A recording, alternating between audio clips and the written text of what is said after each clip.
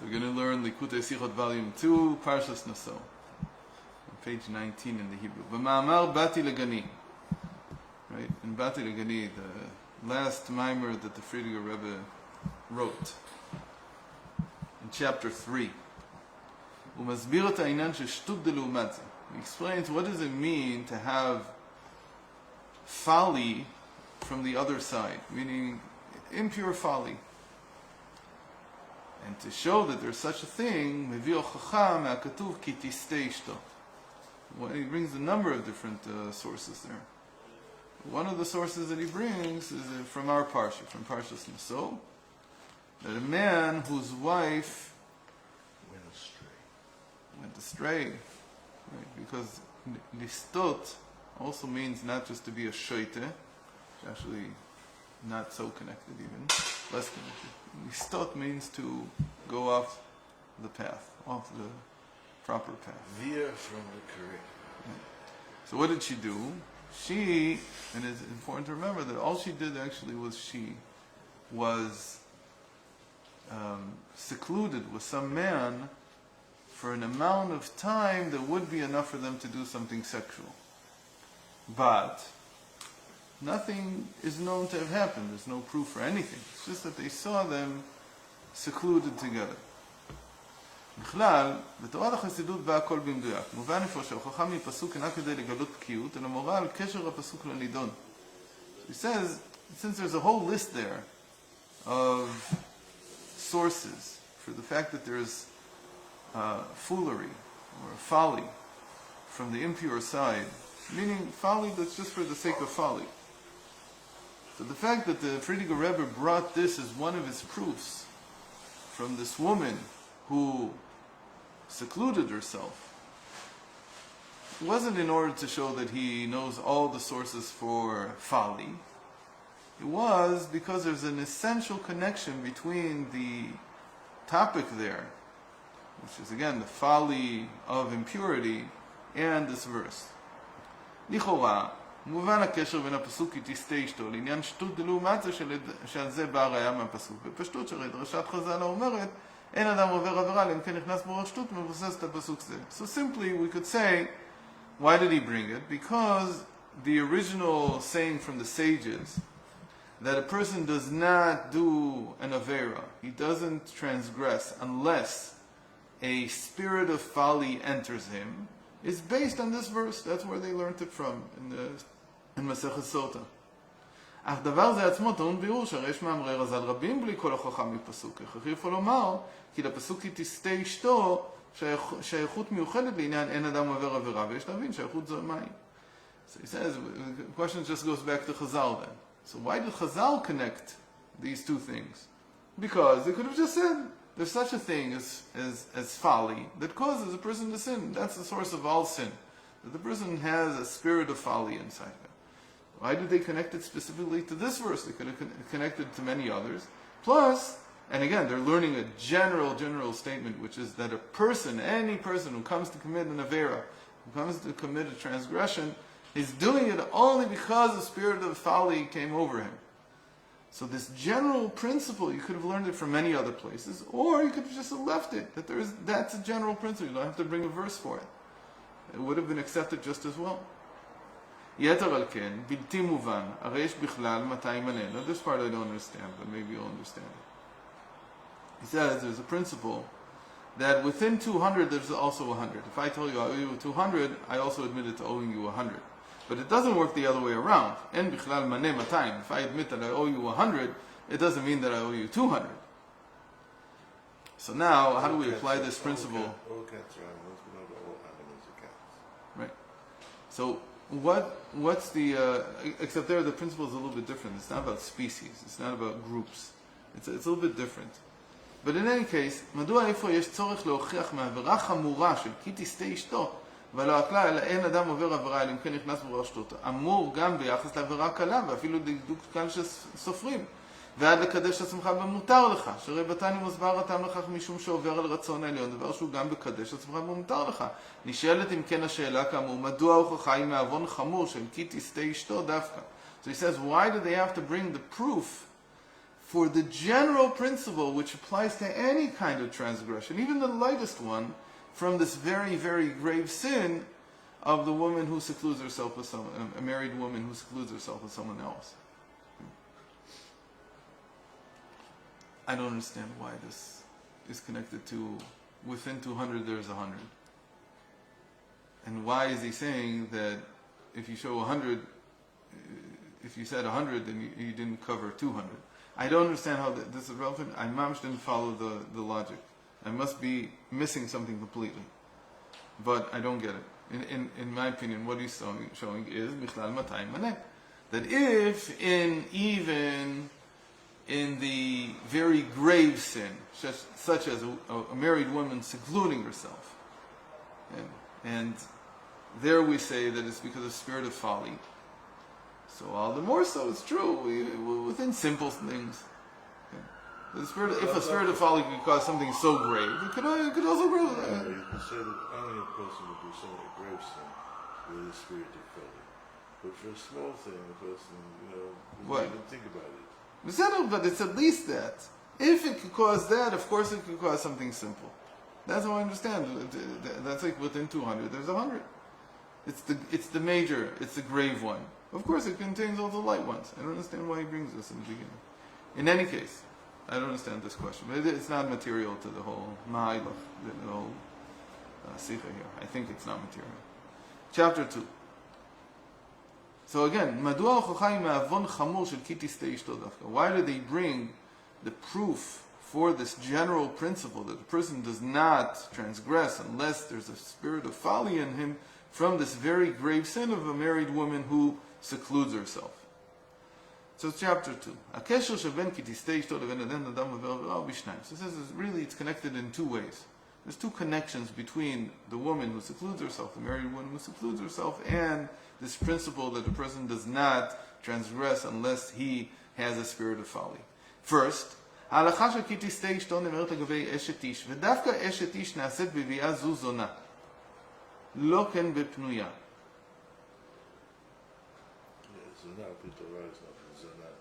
Yeah, hold on. Of course. Let me just read the end.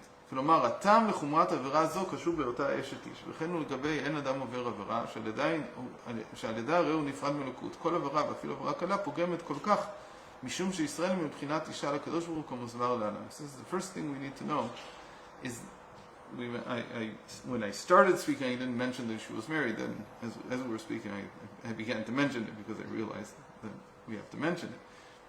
This whole halacha of a woman who secludes herself is only by a married woman. And that's material to the argument. If she's not a married woman, nothing happened. There's no change of status because of this.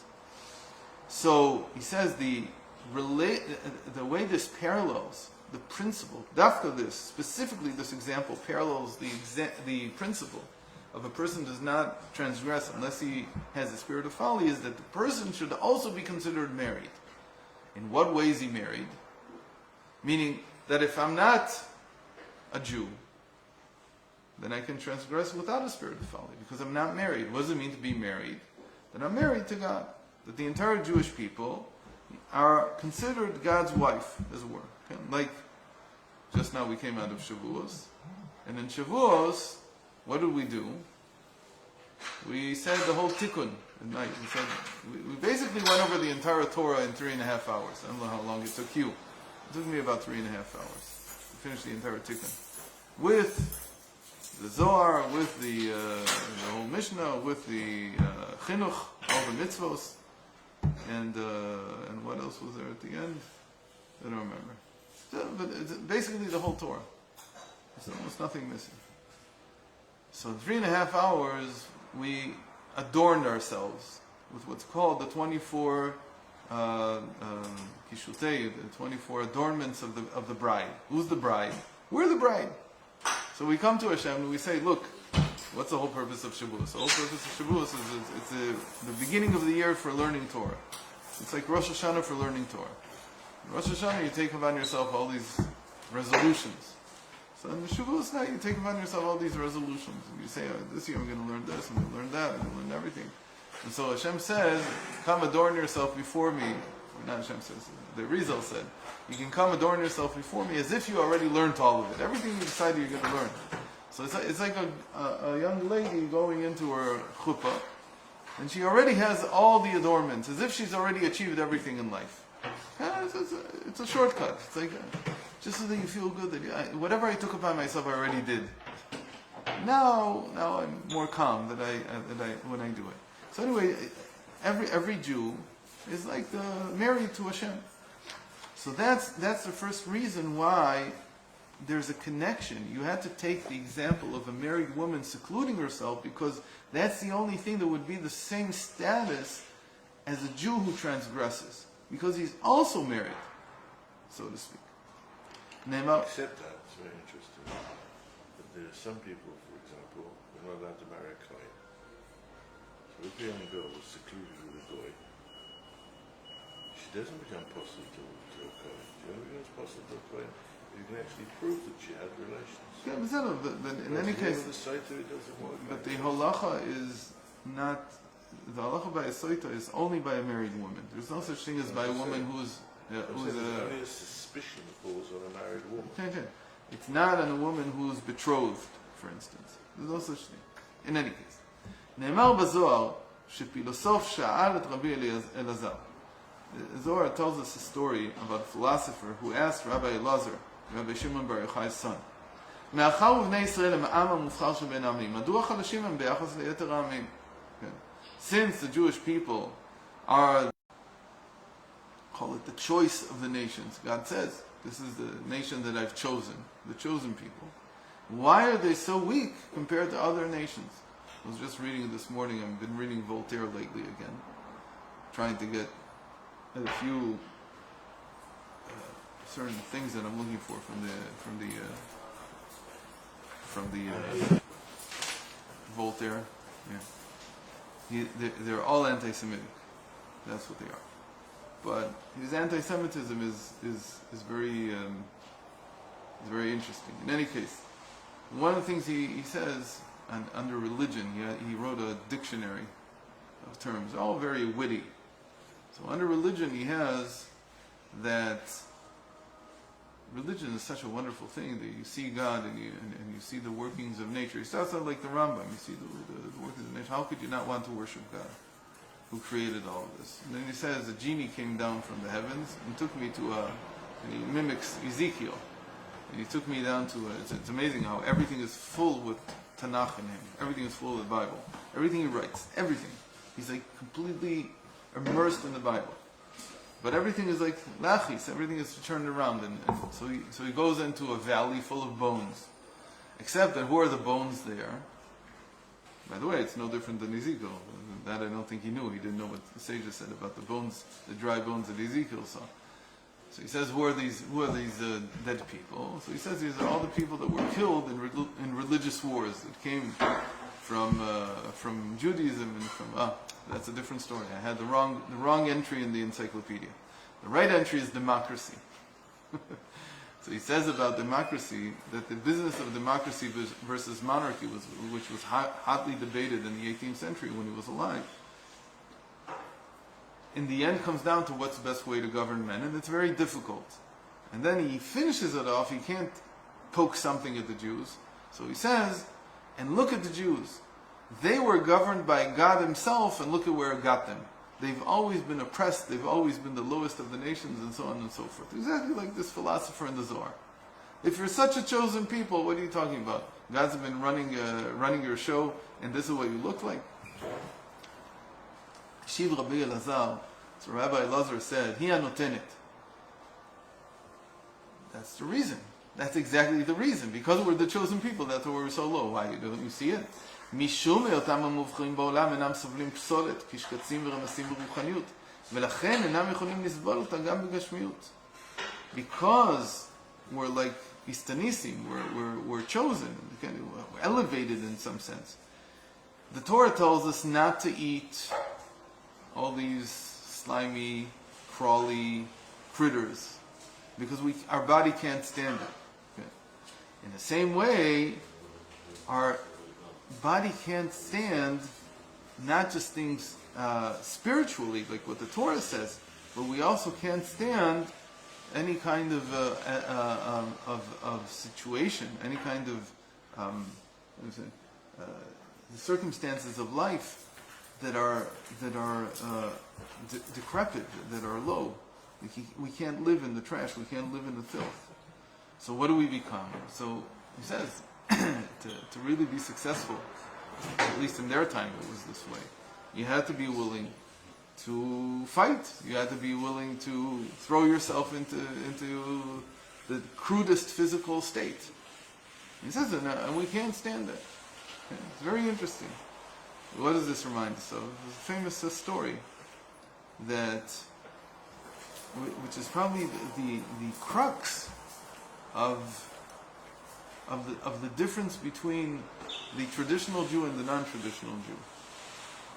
They came to the Beis Yisrael many, many years ago. It's probably 50, 60 years ago. He had come out of the Holocaust, and he was the Ger Rebbe then. And they came to him and said to him, why is it that the Jews who are supposed to, I think it was the Beis Yisrael, it could have been later, or maybe it was the Pnei Menachem, I don't know, one of them. They came and said to him, why is it that the frum people are so anti-media?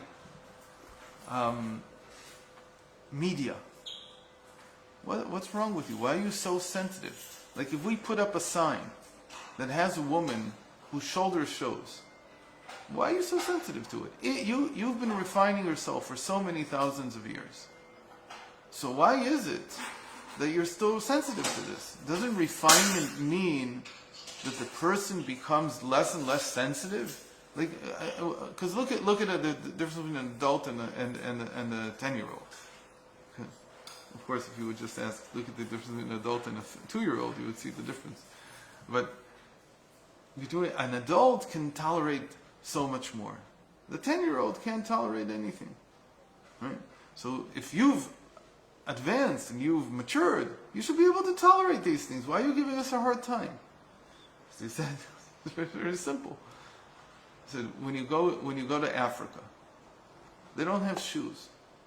They can tolerate it, they can walk on anything. But look at a European. He has shoes. He can't walk on these things anymore. Progress, maturity, progress also doesn't mean that you can tolerate everything. It's the opposite. The more refined you become, the more sensitive you become to certain things. Of course, you don't have to be sensitive to everything. But certainly you're sensitive to anything. So again, what Rabbi Lazar was telling him is, just as we're sensitive to spiritually filthy things, we're also sensitive to physically filthy things. Like I said, if you would just take the example of the 2-year-old, what does the sages say about a 2-year-old? 2-year-old, they say is a pig. Because he doesn't care about anything. So we all move from there. We're not there anymore. So we don't compare ourselves to a 10-year-old or a 15-year-old or a 20-year-old. We compare ourselves to a 2-year-old. And slowly as you mature, you can't stand that physical filth. So he says, because of that, we're weak. Because you can't have an army if you're sensitive to filth. It's true. That's how it works. And by creating the Zionist Jew, you have to go backwards. You have to come and say, by the way, was King David sensitive to that type of filth or not? Of course he wasn't. Because it's like a terutz. It's an excuse for why we're weak. There's a lot of reasons. But it's an idea. דבר זהו כדוגמת שהוסבר במאמר שלמרות שאצל אומות העולם אין קראו לאלה כדלקאי נחשבת למרידה. By the nations of the world, he explains in that Maimer, Bati Legani, that the fact that they only hold that God is the God of gods, not that he is necessarily the creator, rather like Aristotle, he's the first cause, he's the first mover, he's the God of gods. That's not considered an affront to it's not considered to be how do you call it? It's not a rebellion against God. Why?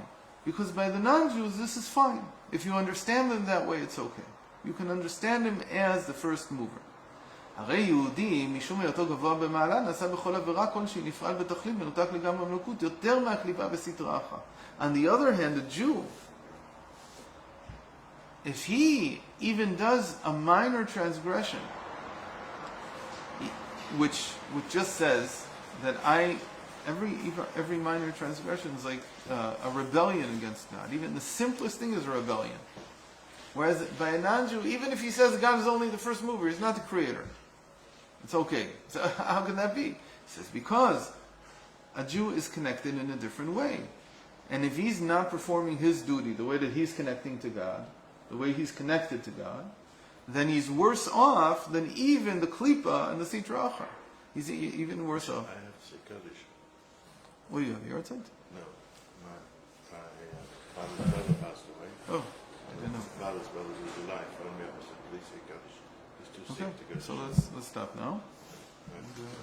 What Okay, did he say? we'll I continue forgot. tomorrow. I actually forgot.